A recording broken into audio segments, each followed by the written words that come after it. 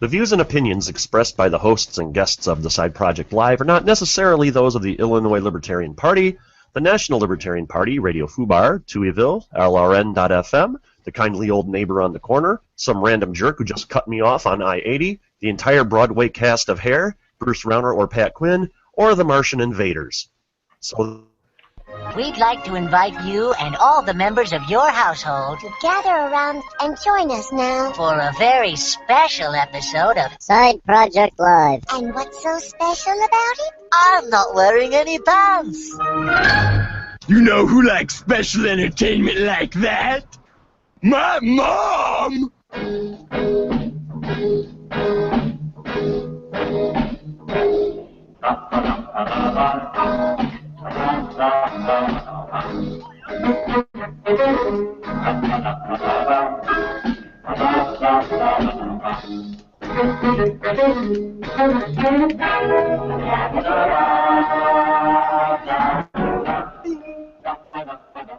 And welcome once again this lovely, lovely overcast Saturday morning to another side-splitting, action-packed, laugh-a-minute, whatever, enter adjective here, episode of the Side Project Live. Once again, from the second floor of the Side Project Tower, this is Jimmy G. And from deep in the catacombs here in Lockport, Illinois, it's Eric Ferguson. And you know what? I just realized I forgot to take my ADD and my antidepressants this morning. Oh, I'm so ready for the show, technically, on everything. Like, going to make this all good. We should not talk about election results then. Yeah. But, with this, as always, is Garth. Party on, Wayne. Or, party on, Garth. Oh, gosh, I blew that one up.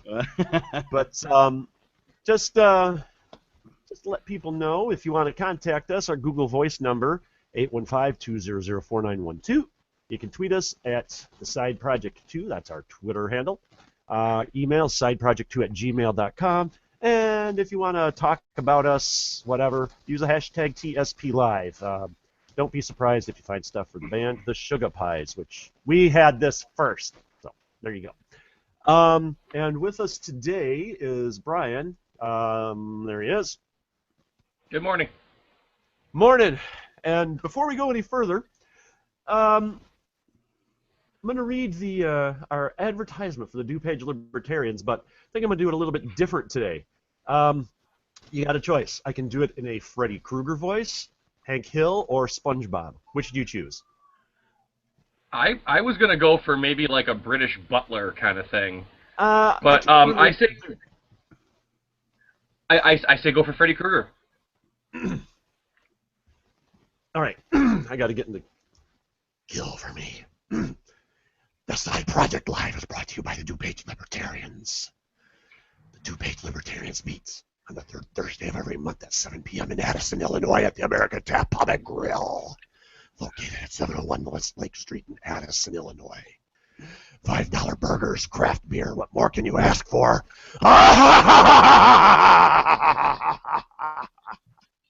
There we go. Thank you, Robert Englund. Shh. Kill for me, Jesse.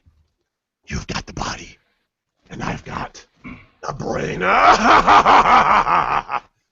the only real line of his I remember, and that was from one of the least liked entries in the original Nightmare on Elm Street series. I only remember the line from the Will Smith song. I don't DJ even Jazzy remember that. Fresh Prince. Yeah, which he did. You didn't know that? No, I know the song. I just don't remember any of the lines. Yeah, it's part of the lyrics. It's Robert Englund, I believe, does the rapping along with Will Smith in the song, and that's one of the lines he says. It fits in great. Yeah, I remember there was some rap group did the theme song for one of the two sequels after the third one. I can't remember which one it was, and then let me see. I mean, he had a lot of interesting lines. I remember the first one he was scary, but then, as somebody pointed out, he became just like a game show host with claws later on in the series. And it's a pretty. Hold on. I wish Google would just make this a little easier to do. Yeah, there you go. There's Eric, and you really need to see a dermatologist about that. Yeah. Maybe a tailor. I do want that hat though. A classic fedora. It's a fedora. It's a good one.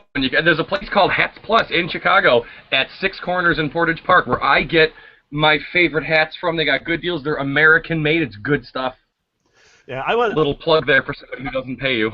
Oh God, the back in the day when I lived in Joliet, this is long before I was even involved in libertarian or even owned a car. I was taking the bus everywhere I had to go, even all the way up to a computer store up in St. Charles and all over the place.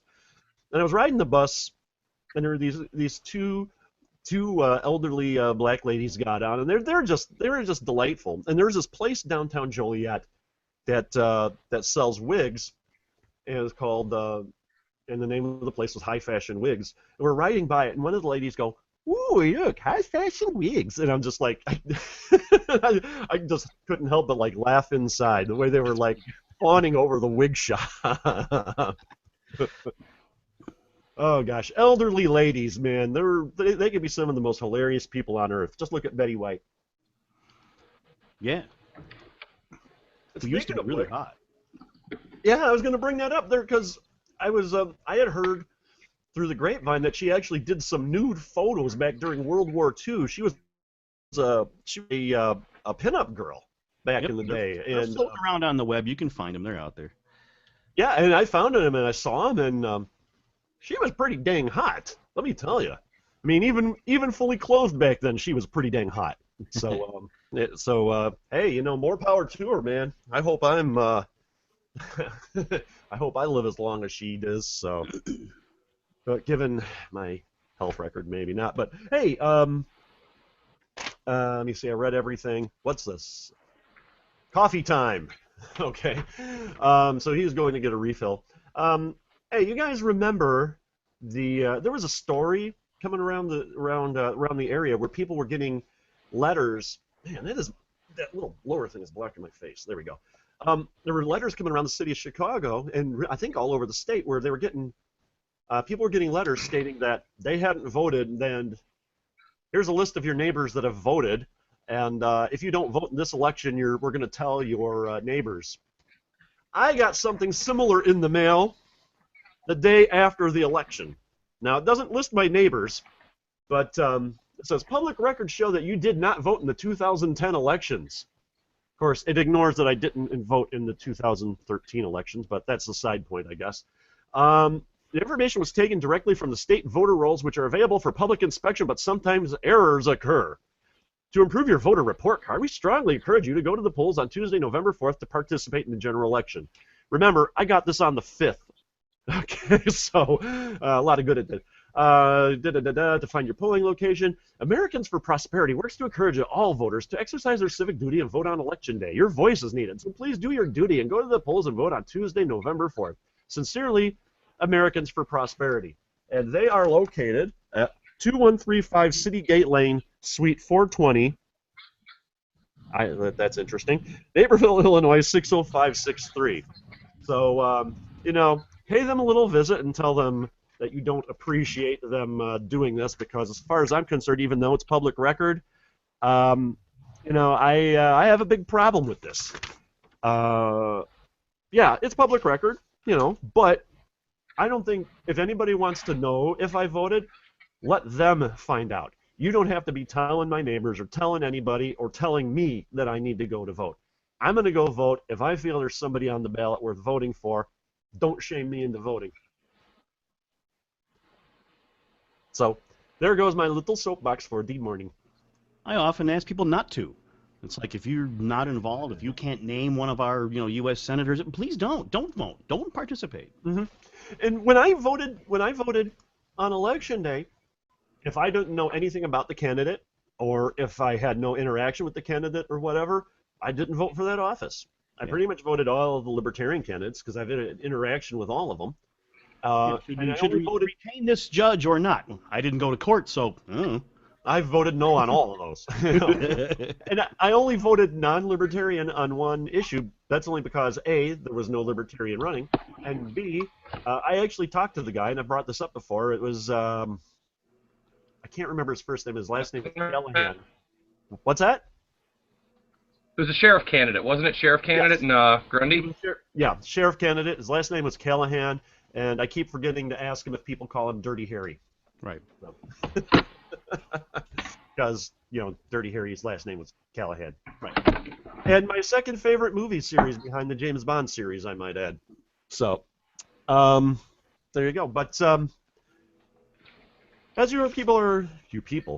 as our listeners and viewers are aware, we've got Brian Lambrecht from the DuPage Libertarians here. And there he is. And you notice all of the festive balloons in the room there.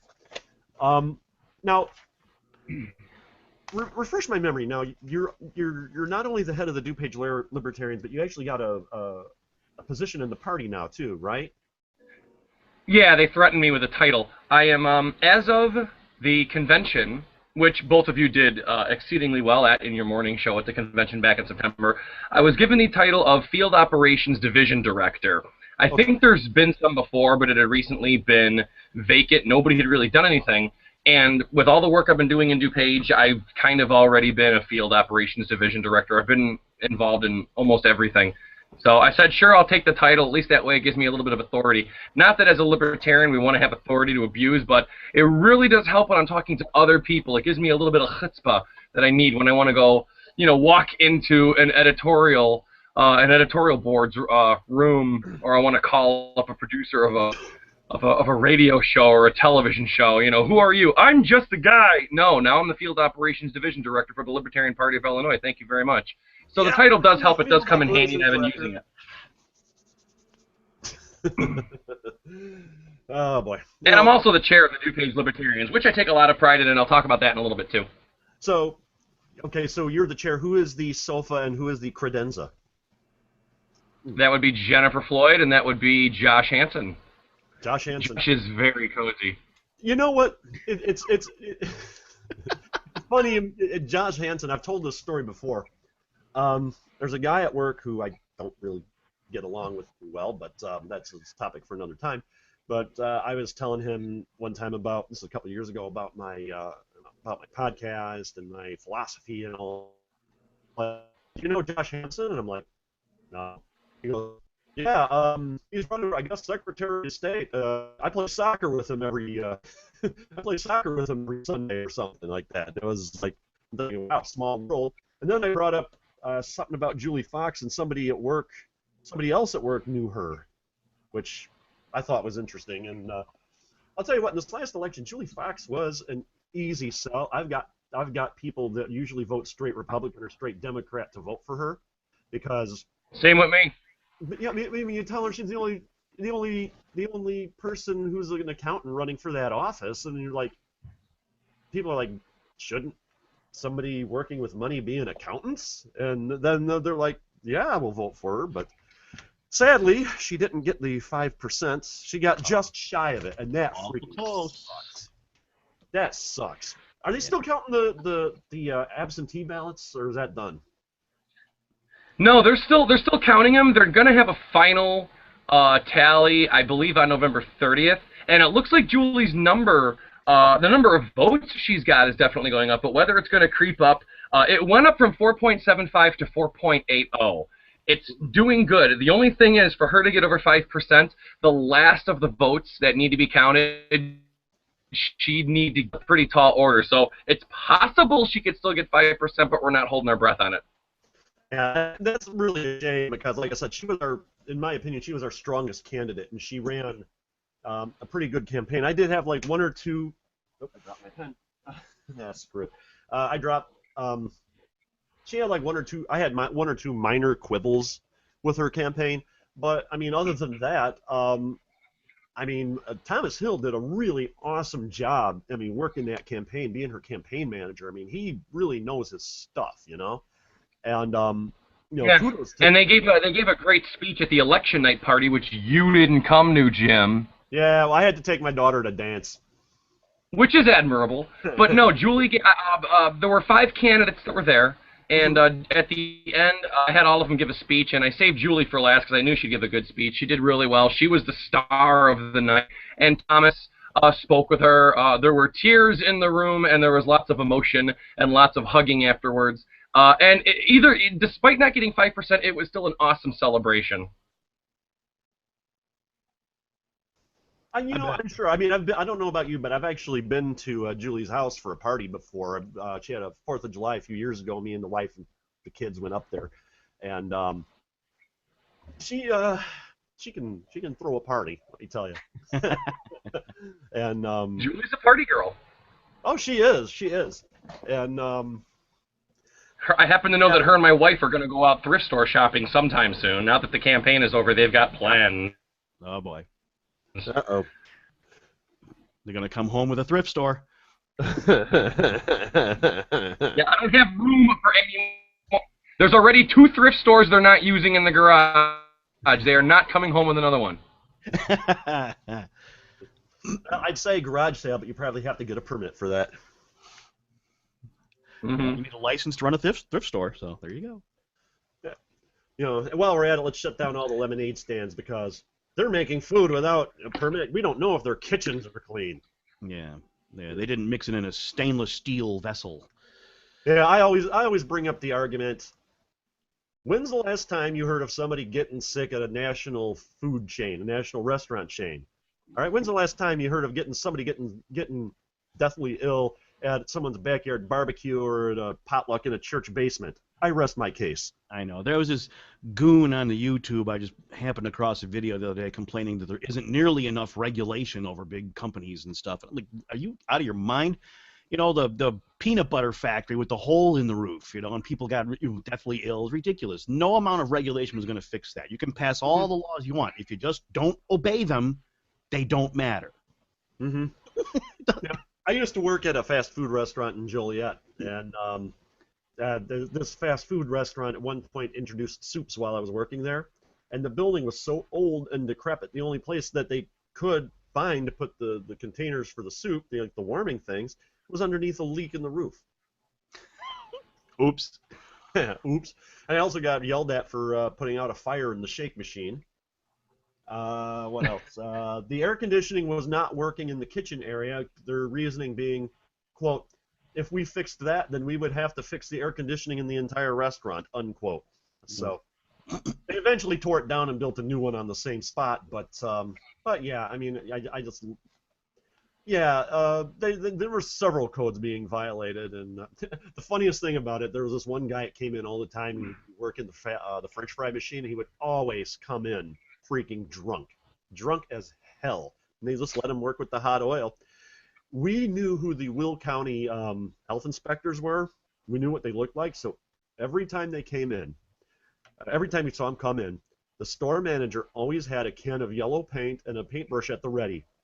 He would give the guy on the fry machine the can of paint and the paintbrush and say, "Here, go out and paint the curbs." Oh man, there's a restaurant here in town that the zoning laws are such that if they had knocked it down and rebuilt it, it would be against the law. They couldn't rebuild it. So they remodeled it. They knocked down everything except like the front window and rebuilt the place around it. Oh man, that totally insane. And, you know, we're getting, you know, that's the one thing. I'm always getting off track and all that. I know. My mind is like, Sorry. boom, boom, boom. No, it's not your fault. I'm the one who. But I wanted to Brian go over. said he had some information. Let's hear it. Let's talk about the Right, result. you have information. Let's talk about the result. I can go off on I'm impressed. so many things if you want. Your show, but I've got stacks. I'm assuming everybody already knows the results from how everything went over. We obviously didn't get the 5%. Mm-hmm. Yep. Sadly. There are some advantages to this, and I want to talk about this before people start to get really dejected. Because even though we didn't get the 5%, there's a lot of things to look at. First of all, we broke numerous records. Chad for governor, and Chad ran a decent campaign, not nearly as active as Julie's or others in the past, but we had a lot of media attention this year for 2 reasons. One, the Green Party, there was no other third party on the ballot, and then 2, Bruce Rauner's armed private investigators got us a lot of attention off at the start that we otherwise wouldn't have gotten, and then we ran with it. So a lot of the media was paying attention. I have to correct you on one thing. The Green Party candidates actually did get on the ballot as write-ins. Well, they were write-in, yeah, but they weren't. But they weren't like, check here. They went through the legal thing to make sure they could be because you can't just have a write-in candidate in Illinois. It doesn't just mean you can write them in. They still had to go through a process to be legally allowed to be a write-in. Having write-in at that point, I say, but that's just me. It sounds ridiculous. No, they were there, and I'm curious to see what the vote was for Scott Summer on that. And as for the Green Party candidates, they did have two around the state in their districts: Paula Bradshaw and Nancy Wade. I think Nancy Wade's out here by me in DuPage, and Paula is down in the East St. Louis area. But they both got, I think, 6%. So they're still holding on to their established party status for those two districts. As for us, we didn't get that, but Chad's campaign, he got over 100,000 votes, 3.4%. Now, the closest we've ever gotten was in 2002. Cal Skinner and Jim Tobin got 2%, 2.09. So we went from 2.09 to 3.4. That's huge. At the same time, everybody else down the list, Julie didn't just get the top percentage for comptroller, but she beat her previous two records, because this is Julie's third time running, which is impressive. It's always good to top yourself. Julie got 4.8. The record before that was 4.23 that she got in 2002. Sharon Hansen, for our Senate candidate, got 3.8, which was one of the highest in the nation for Libertarian Senate candidates. I think she came in third. I believe Sean Haw out in North Carolina, the pizza delivery man, I think he had 6 or 8%, but I couldn't find the final. I was looking for it this morning, and for some reason, election results are easy to find on the 4th, and then by the 5th, they take them all down until things get certified. I was having trouble finding something definite from there. But Sharon did 3.8%. We've never gotten above 2.4 in the past. Nice. Matt Skopek also, who ran, he didn't even really start campaigning until about 10 weeks before the election. It was entirely based on the, well, not entirely based. He went out and did some events, visited some candidate forums, answered some questions, held a fundraiser, but it was exclusively online. While Julie focused on going door to door and visiting people and doing radio ads, Matt, because he got into the game so late, did Facebook and internet, and he got 4.2%. That's huge. The closest we've ever gotten was 1.9 and 1.92 for treasurer's race. And what's notable is that this treasurer's race was very close. It's still not called yet between Mike Freericks and Tom Cross. I think Tom Cross is in the lead, but it's only by about 1,000, maybe 1,500 votes. So they don't have that called yet. According to this, Tom Cross, 1,639,189 votes, and Freaks, whatever his name is, 1,617,078. So Cross has 48.2%, and Freaks has 47.6%. I printed this off of ballotpedia.org.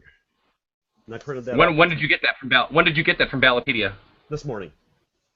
Okay, yeah, because the report that I got came out late last night saying that they're not going to be able to announce a winner for several weeks. It looks like it's Tom Cross, but the lead that he had has kind of shrunk a little bit. The point is that Matt got 141,000, almost 142,000.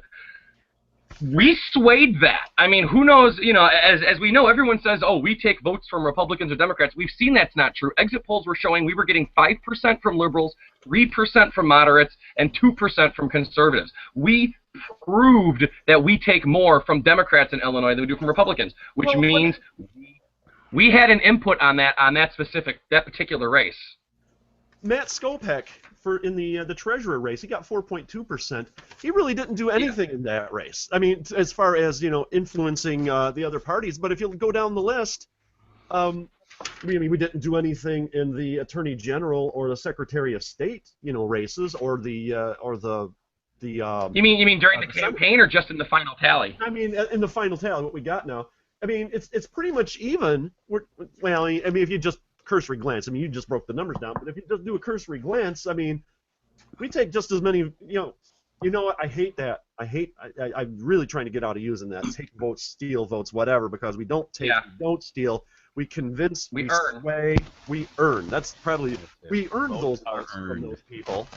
We've earned those votes from from those candidates, and you know. And there's a lot to note about that. Secretary of State Chris Michael was kind of a paper candidate, but he did go out. He did travel the state. He showed up at an NAACP forum down in East St. Louis. He did the Junior League, the Women's League of Women's, the League of Women Voters in Chicago. They're called the Junior League of Chicago. He went around and traveled. He got 2.9. It would have been a record, except Josh Hansen had 3.1 in the last election in 2010. Chris is the only one that didn't break a record, but he came very close. And even Ben Coyle, who also was a paper candidate until just this summer, he spent some money on some radio ads. He went and did several parades, so did Chris, and Ben got 2.8.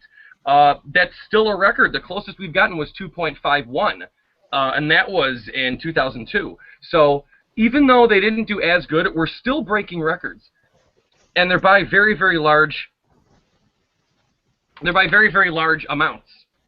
You know, the one thing there's a lot to be proud of that we achieved in this race. Even though we didn't get the 5%, we came close, and we shattered a lot of our previous records. And more importantly, we learned a lot of things. We learned about what works and what doesn't work, and we need to build on that. Yeah, we really need to use this as a learning experience.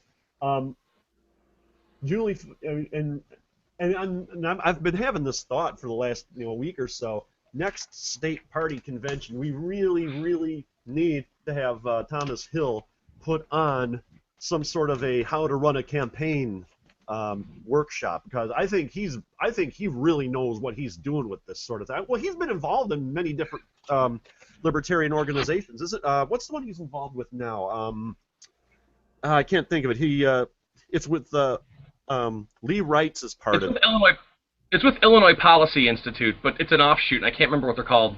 But they put out a DVD, and Thomas gave me one, and I told him I'm going to have him on the show as soon as I watch it, and I haven't watched it yet, and I've had it for 2 years, about nullification, and I really do need to watch that.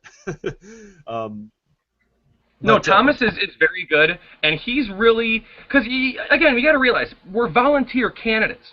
A lot of these volunteer candidates. I was the acting campaign manager for 3/4 different candidates at many times. And at the same time, I was very heavily involved in Julie Fox's. I learned a lot of stuff. I am going to be dangerous in the next election because I know a lot of things. I've met a lot of people. I've shaken a lot of hands.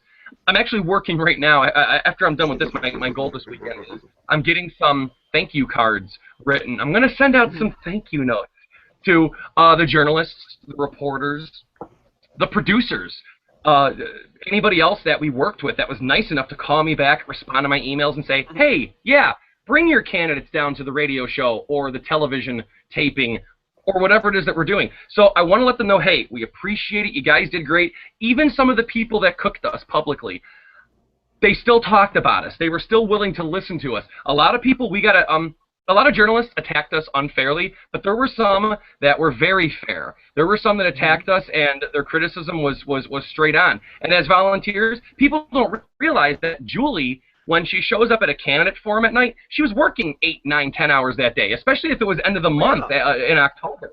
People don't realize that everybody still has a full-time job. Chris climbed up a cell phone tower, drove for an hour to get back home, changed, put on a suit, and then he raced down to go to a candidate forum to answer a couple questions and shake some hands for people. It's not like these other candidates in the Republican and Democrat parties where their full-time job is to just travel around, shake hands, and shake babies and kiss hands and whatever they're doing. That's what they do. That's their full-time job. Yeah, their job is running for office. And I don't live in a mansion. I don't have a yacht. You know, I can't fund my own campaign like these guys. I can't travel around and do those things. You know, if I do it, it's all on me. If I have yard signs made, I pay for them. That's the way it goes. You know, I don't exactly. I don't own a yacht or live in a mansion either. That's why I want to get into politics. And that's what Chris. And that's what Chris Michael, that's what Ben Coyle, even A.J. Cummings, and Matt Skopek. They spent their own money. Ben bought a banner. Chris spent some money on some magnets. So did Matt Skopek. He bought some magnets for his car just to do some promotion. And then, of course, you're spending money on gas. You're spending your time away from your family, away from your friends, your free time from your business or whatever. Ben Coyle is a private lawyer, his own business. Chris Michael has his own business and he's trying to hire new people and grow it and build on it. That takes time, and you're taking time away from that when you're sitting in a car for 4.5 hours to drive to East St. Louis, or you're going down to Mount Vernon, about 6-hour drive to march in a parade with Southern Illinois Libertarians, who, by the way, the Southern Illinois Libertarians have been amazing with doing this. Scott Schluter down there and Preston have been doing a wonderful job at pushing that group. They really had an impact, and by bringing our candidates down there and pushing them, and of course our candidates for doing a wonderful job of going down there, it really added. We were getting, I think, over 6% on individual races down in Southern Illinois. That's beautiful. So we're very proud of that. The Southern Illinois Libertarians, from just judging the activity on Facebook, seem to be almost as busy and into the whole thing as you guys are up there in DuPage. Almost is the key word, but that's because I like to brag about DuPage. No, I think that there's a lot of great chapters. Will County has been around for about a year, and they were doing really well at first, and then Will County's kind of slowed down a bit. They're getting more involved in the state party. Lake County is brand new, and the Chicago LP has their own thing going. But Fox Valley has always been a leader. Yeah. My goal as the chair of DuPage is to. I mean, it's not competition, it's friendly competition. I looked at Fox Valley and said, hey, they're doing all these things. You know what? I want to do more. I looked at them and said, hey, they always do a couple events. I want to do more. I said, however many parades they do, I want to top that. And this year they did 2 parades, so we did 3. And then I found out that Julie actually had a 3rd parade planned, so now we're doing 4. I just like to keep busy. It's nothing. I love Fox Valley. They're actually very good. I've learned from Fox Valley, and I'm basically stealing what they've got and putting my own spin on it. And everybody in DuPage has been having fun. And the thing about Southern Illinois guys is they're just running off on their own tangent, doing things their way, and they're doing it brilliantly. And I think Southern Illinois is going to be topping DuPage and Fox Valley in a lot of events. But the whole idea is to keep on fire, to keep moving, to keep growing. Fox Valley Libertarians are, Julie Fox is stepping down, by the way, and she's been the chair for a long time. I don't know exactly how long. I don't want to put a number to it. But she's stepping down, and they're looking right now to see who wants to fill that role. And those are big shoes, because not only did Julie keep that party active, but whoever's got to take it over needs to keep it active. And that's hard. I know I speak from experience as a chapter chair. It takes a lot more time during the week than most people believe. One thing I've neglected to mention, if you're on radiofubar.com, you can go into the chat room and ask us any questions there. I'm kind of monitoring that. I'm monitoring Twitter. And if you're watching us on Google+, I do have the Q&A app open. So if you got any questions or anything, just ask away. You can also, I believe, access the Q&A app from our YouTube channel as well. So just throwing that out there. So I guess the question now, I mean, with the election behind us, and looking like we don't have the established party status, what now? The way I understand it, we don't have any elections coming up in 2015 where we can gain established party status. So no. What are we doing now? Well, there's a couple things we're doing, and there's different factions split up around the party that are working, because the good thing about 2015 is we can relax a little bit. Now, that doesn't mean we're going to take a break, because that's one of the big problems with third parties, is people get depressed after an election, they walk away, they get tired, they shrug, they throw their arms up, and they quit the process. We're not doing that. There's way too many people this year that are hyper. That's something Julie Fox has never done. No, not at all. Because this is her 3rd time running. That's amazing, and it's impressive. And she's been a leader in Fox Valley for that. That's why I love her for that. But no, we're going to keep going with a lot of things. I know that Chris Michael has some plans to run again in the future, and Matt Skopek is going to be stepping up. He's looking for the vice chair position in DuPage County. But there's a lot of things we're going to do. First of all, one of the factions are people that are looking to run for local office. And Jason Howard, you know him in Will County, is also the secretary of the Libertarian Party of Illinois, and he is the he's got a title, Candidate Recruitment Officer. He's a Candidate Recruitment Director under the Political Division. I can't believe I remember all these divisions and directors. His job is to, I know, it's almost bureaucratic, can you believe it? His job is to go out and recruit people to run for office. Or something. Yeah, I know. What the hell is that? He is running for a trustee in his hometown of New Lenox, and his idea is to say, hey, do you want to run for a library board? Do you want to run for a trustee in your town? Is there a local office that you want to hop aboard? hey, do it. Come to me. I'm the guy. He's filtering through people. He's looking through the process, and he's also the go-to guy to find out what you need to get on the ballot in your area. Now, for all the elections taking place in 2015 in the spring, like the Chicago mayor, is the big one, those petitions have to be turned in the next week or two. A lot of us don't have time for that. I probably would have tried to take a stab at it here in Madison, but I was busy with the big election. I was running around all over the state with candidates. Most of us have been really busy, so we just haven't had time to focus on that next election. Now, the signature gathering kind of overlapped. It's kind of a mess. It's the way it is. But that's one division. Another aspect is growing the party. That's where I come in. I want all of our chapters to grow and get busy, and I've got a few ways I'm doing that. If I can mention a couple events, we have... just for the end of this year, alone, our next meeting is Thursday, November 20th, and as you stated earlier, the DuPage Libertarians meet at the American Tap, 701 West Lake Street in Addison, Illinois. We meet about 7 o'clock. You can get there as early as 6, have drinks, sit around with us, talk. We're going to be making Christmas decorations this year at our meeting, because on Sunday, November 23rd, which will be 3 days after that meeting, in Westmont, we're sponsoring a Christmas tree.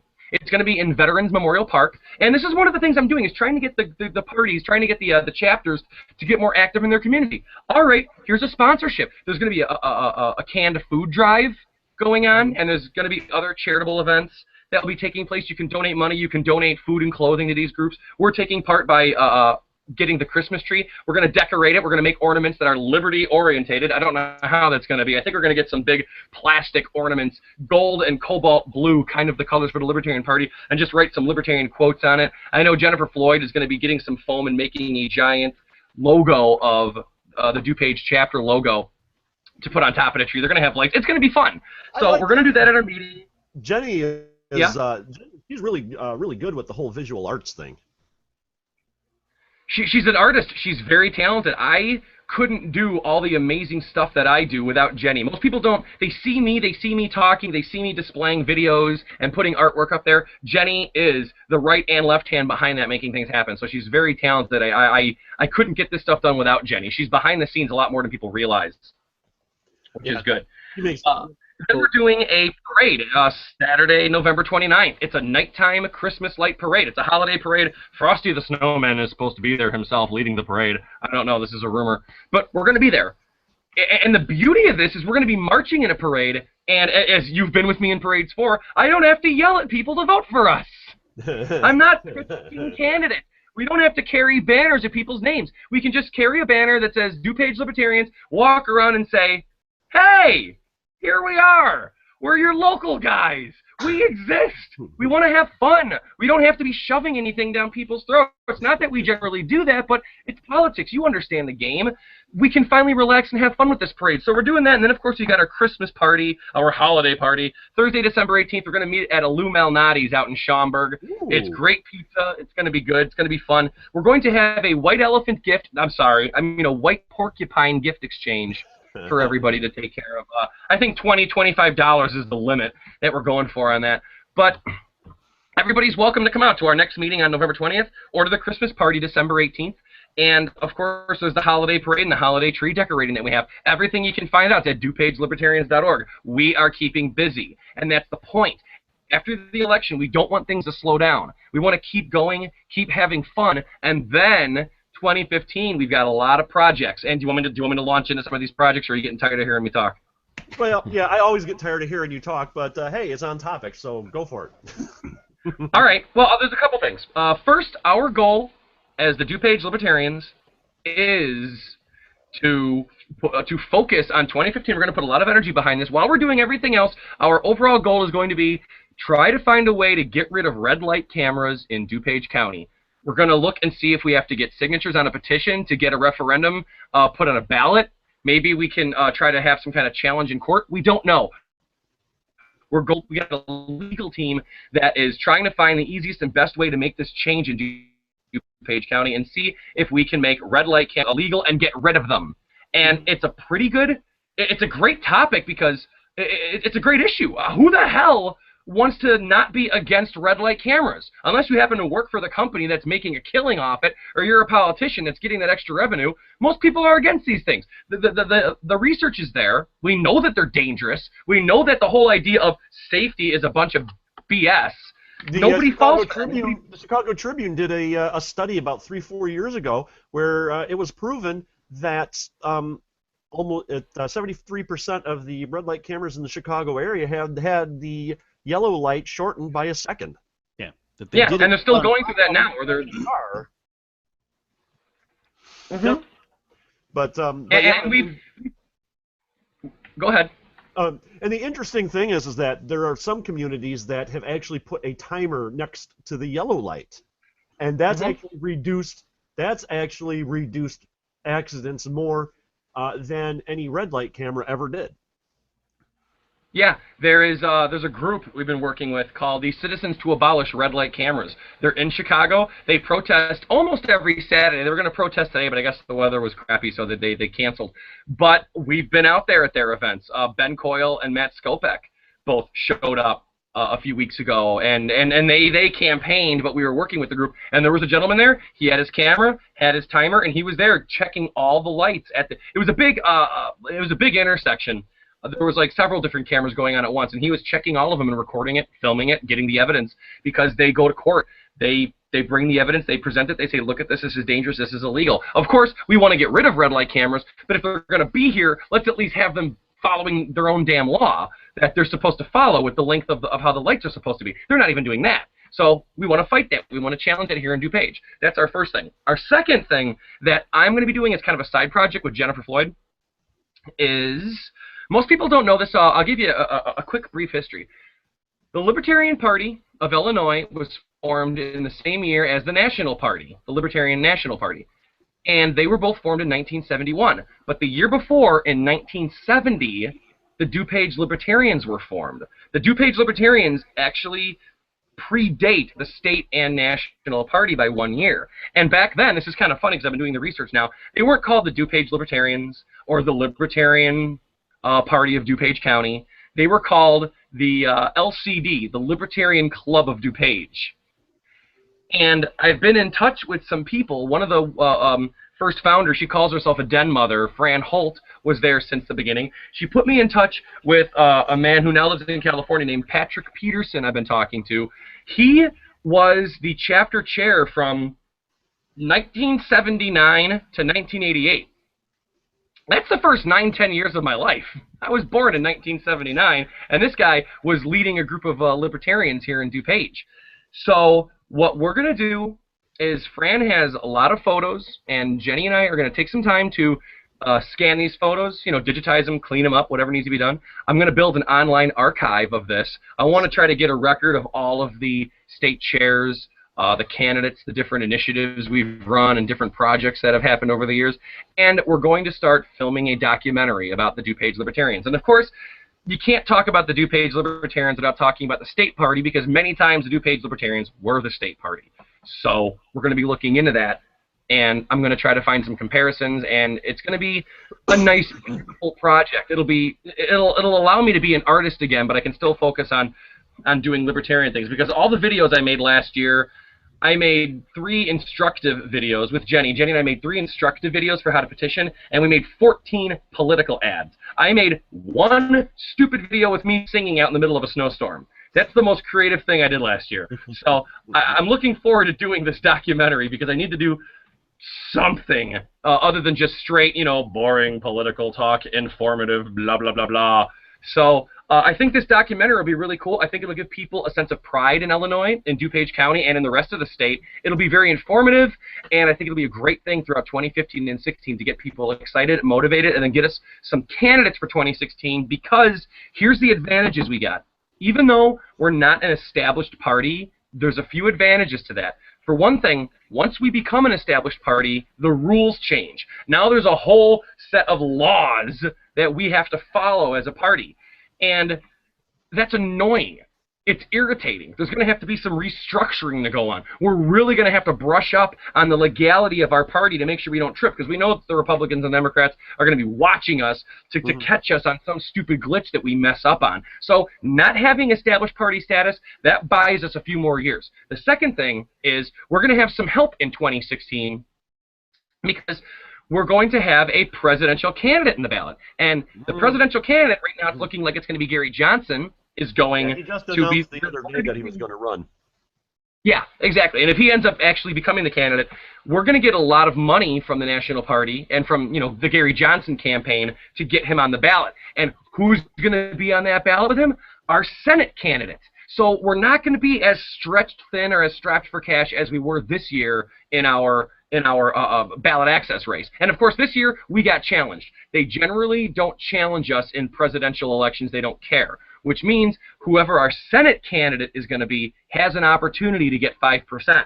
And if they get 5% in 2016, that carries over for 2 years into our next governor candidate. And that is important. So not having established party status, one, means that we don't have to follow all of the Illinois rules. We can still be more flexible, and we've got some time to adapt to those rules for when the time comes. Two, we won't have to be so overtaken in the next election, and we can still get 5%. And then three, we don't have to worry about pushing 7 candidates in 2 years to get 5%. True.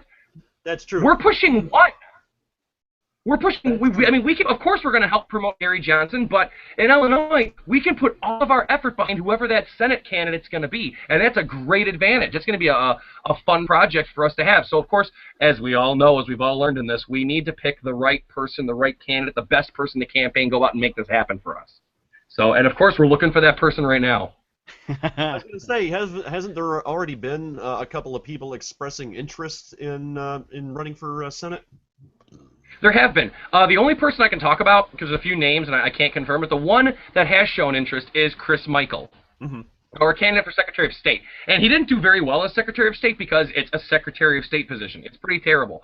There's not much you can run it for. Running too. Jesse White's kind of is like Dick Durbin, where he's got this for some reason big likability factor. Although it's an administrative job. There's not really a lot of politics behind it.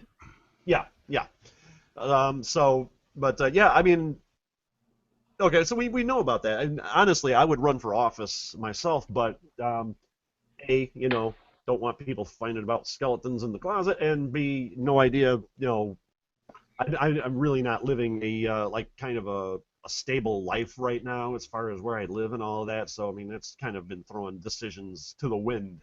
So, I mean, it's something I'm interested in, but I honestly think I do more good doing this sort of thing than I would be out on the campaign trail. Well, if I get to where I can afford a hat, I'll throw it in. But right now, I have to hold off. I can loan you a hat. I want one from WXNU. There you go. Eric, I've got plenty of hats. You just let me know. Oh, God, this guy's the hat king. Now, have you ever searched through your hats and found a stray rabbit in them? No, but I do have. I found hats I didn't know I had. They pop up all. I never know exactly what kind of hats I've got. I have hats for all different kinds of occasions because there's just different things that pop up. They serve different purposes, and I like to have them. My black gambler is the one that people can recognize me and identify me with in the Libertarian Party. But there's the hat that I take when I go out. There's my fall and my spring hat, my Irish flat cap, made in Ireland. I don't know if anybody's a fan of Firefly. But my Jane Winter hat from the series Firefly, if anybody knows what the series is. I just read a story the other day where people on what is it, Etsy are making those hats from Firefly, and 20th Century Fox is like threatening lawsuits against people making those hats, those particular ones that you're wearing. Oh, man. That's ridiculous. How can you stop it? It's a pattern. It's an original pattern. You can't stop people from making something on their own. You can't. It's like the joke, I think, 10 years ago that Metallica was going to, what was it? Metallica was going to take over the E chord. They were going to, what do you call it? They were going to patent it or something. Dun, dun, dun, dun, dun, dun, dun, dun, dun, dun, dun. It's ridiculous. Well, you remember a few years ago, Donald Trump was trying to get a trademark on the phrase "you're fired." Yeah. Yeah, Vince McMahon has been saying that on television for decades before him. I've heard that from many bosses. I've heard that phrase a few times over the years, especially in radio. Especially in radio. Yeah, this is my Sean Connery hat. If you remember him in from Indiana Jones and the Last Crusade. Yeah. It's my Irish walking hat. I like this one a lot. And then where is my big Russian winter hat? This one I don't wear that often. In Soviet Russia, TV set watches you. One of the most Yeah, disgusting things I have ever learned in my life is that Yakov Smirnoff has his own theater in Branson. Yeah. You mean Branson, Missouri? Yakov Smirnoff has his own theater in Branson, Missouri. That's hilarious. I didn't know that. That's Yeah, fantastic. and he's You have religious hats. hey, The closest I have. Like a big Do I have cardinal what? hat. You know, the one that knocks into ceiling fans and stuff. You know? yeah, we need to get him one of those hats that Dennis Miller, one of those Pope hats that Dennis Miller described as the post hole digger. You want to just turn him upside down and work those little Pope legs. You know? And then, of course, he said that he also has the cereal bowl model. So, Oh, man. Yeah, I like to remember collect when you were hats, funny. and some of these hats are very expensive and they're very nice, and then there's just, I mean, there's goofy ones. It depends on the occasion. I'm more of So, a I like to look good. more of like a ball cap type guy. And I've had more than my fair share of them, and I wish I still had my one from the 1982 World's Fair. But yeah, I like those kind of hats most. But I've been wanting to like a nice fedora for some time because I think it would make me look, kind of nice. So, but Yeah, no, I'm a baseball hat too. I actually have a couple. I have one from Cantini Park, and then I have one from Shiloh, Civil War battle site down in Tennessee. I wear baseball hats, just nothing to do with baseball teams. I just like the hat, and that's what I wear when you're not seeing me doing official libertarian stuff.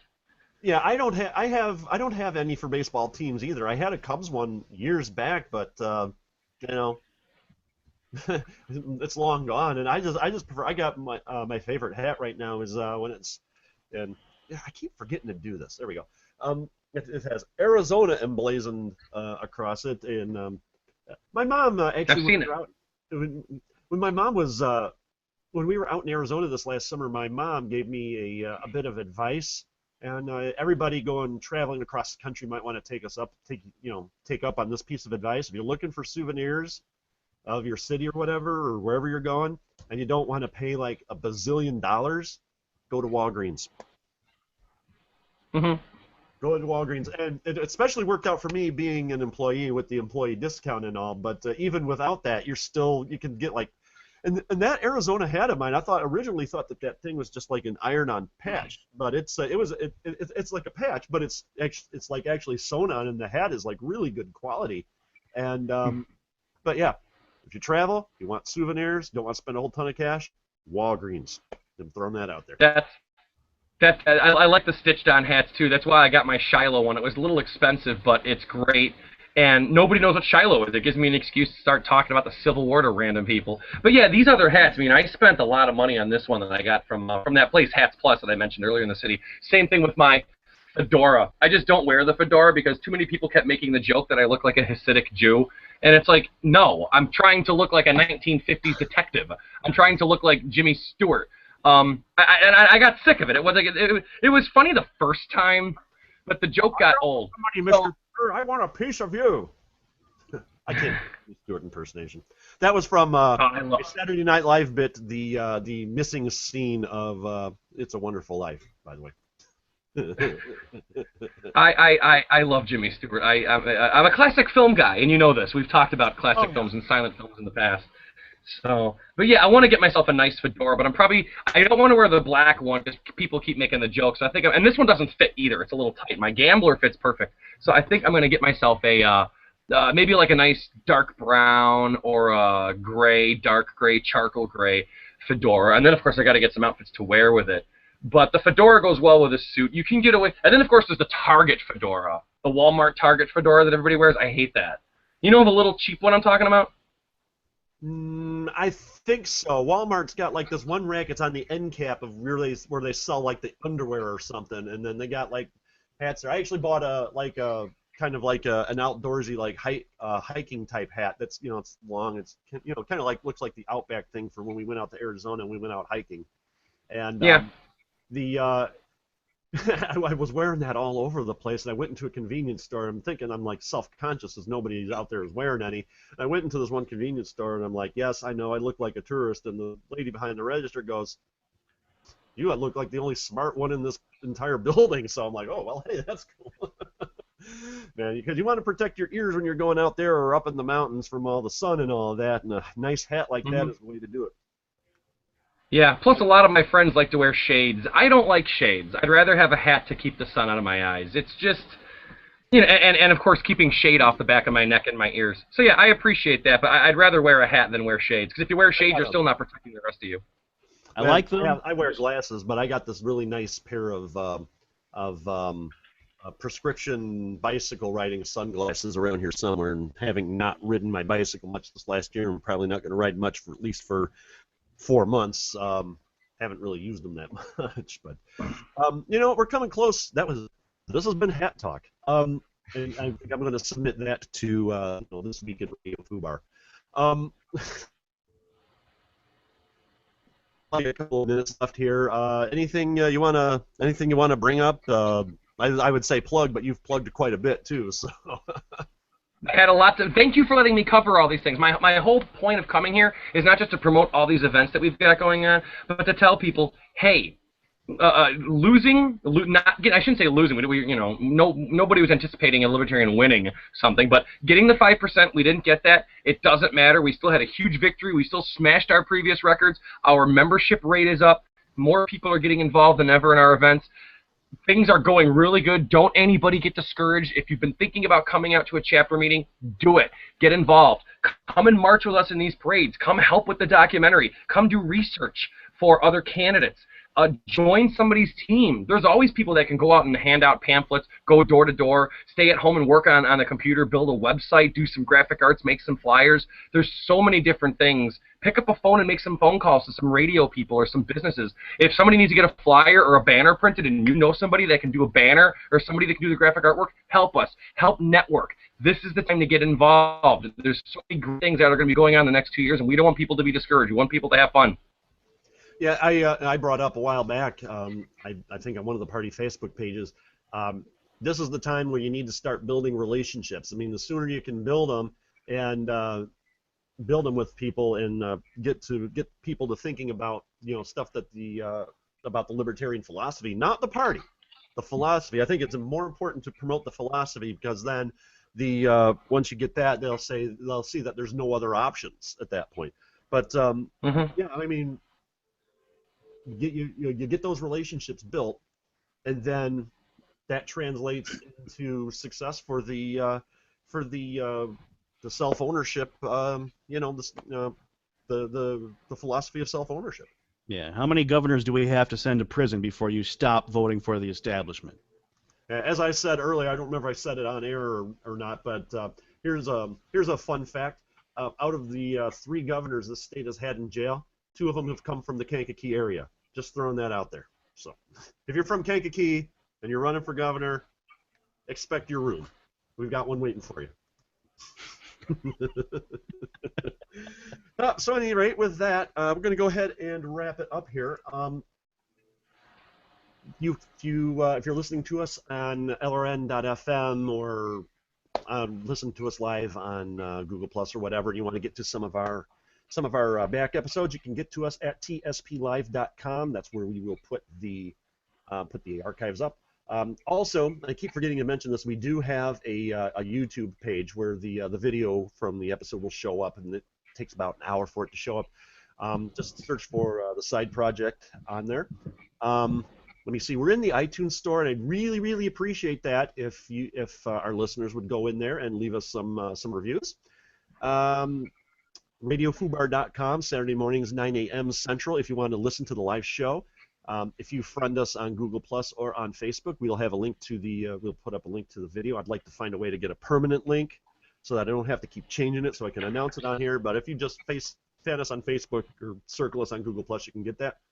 We're on the TuneIn Radio app on your smartphone. If you just search for Radio Fubar, you'll get us on there. We're on Stitcher on the Stitcher app on your smartphone, which I've been having a lot of problems with lately. And you can hear us just after noon on Sundays at tueville.com. And if you'd like to support the show, you can go to patreon.com/tsplive. That's patreon.com. You can make a low per episode donation, help us, with the bills and the upgrade equipment and that sort of thing.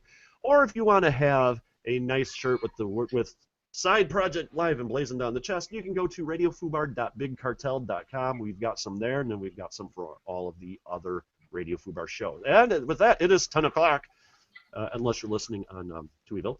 And once again, thank you, Brian, for coming on the show. You've got an open invitation anytime. Eric, I never want to see you again. And no, I'm kidding. And we'll see you all again next week. And there you go, I guess. So.